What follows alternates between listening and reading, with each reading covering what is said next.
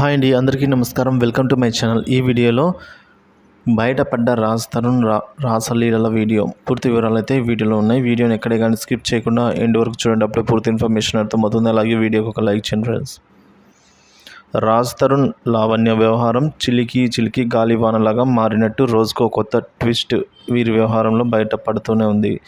ఈ నేపథ్యంలో రాజ్ తరుణ్పై లావణ్య కేసు పెట్టడం, అందులో ఎలాంటి నిజం లేదని రాజ్ తరుణ్ రివర్స్ కేసు పెట్టడం, మాల్వి మల్హోత్రా ఇందులో కల్పించుకొని తనని ఇష్యూలోకి లాగడంపై లావణ్యపై మాల్వి కేసు పెట్టడం ఇలా జరుగుతూ ఉన్న నేపథ్యంలో తాజాగా లావణ్య ఒక సంచలన విషయాన్ని అయితే బయటపెట్టింది.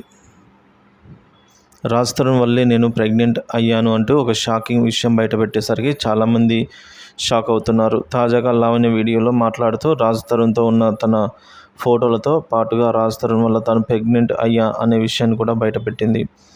తాజాగా లావణ్య మీడియాతో మాట్లాడుతూ నేను లావణ్య పేరు మార్చుకొని అన్వితారావుగా కొనసాగుతున్నాను అని అంది. సో ఈ మేరకు రాజ్ తరుణ్, నేను అన్విత అనే పేరు మీద విదేశాలకు కూడా వెళ్ళాము. ఇద్దరం చాలా సంవత్సరాలు తిరిగాము.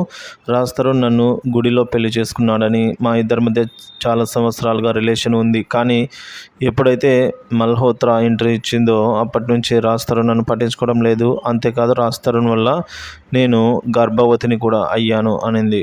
కానీ ఈ విషయం బయటికి రాకుండా అబార్షన్ చేయించాడు, దానికి సంబంధించిన ప్రూఫ్ కూడా ఉంది అంటూ అబార్షన్ చేయించిన మెడికల్ డాక్యుమెంట్స్ను కూడా చూపెట్టింది. దాంతో ఇది నిజమే అవ్వడంతో లావణ్య చెప్పిన దాని ప్రకారం రాజ్ తరుణ్పై